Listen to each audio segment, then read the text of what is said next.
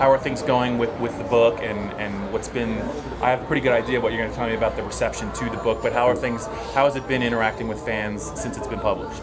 Well, you know, I've gotten a lot of people that have. I think the book that surprised a lot of people is it's not a puff piece about my dad. It's pretty honest. Yeah. He wasn't perfect. And it's pretty honest about myself. I wasn't perfect, but I think the part of it where I defend Penn State, not just Joe. I think a lot of people have thanked me for that because they have felt like the university itself has not stood up and defended themselves. Where so much of the narrative that this was a Penn State issue is absolutely wrong. You know, this is about one person who did something, and not the university, and not the fan base, and not the alums. And we had a football culture at Penn State that was about educating people and doing things the right way. And people felt. I've gotten a lot of feedback about that, about thanks for really standing up for our school. Right.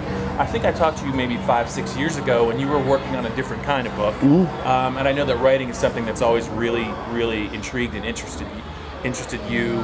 Looking into the future, would you like to write some different kind of books, or is that still something, the creative urge, that does writing kind of provide you with a nice outlet, you feel like?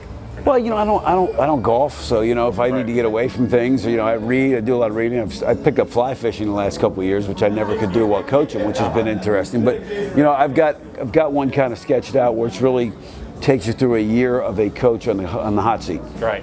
Where, you know, he comes in after a bowl loss in his hotel room, and the president of the university comes in and says, "Look, you got 1 year. I can hold him off for 1 more year."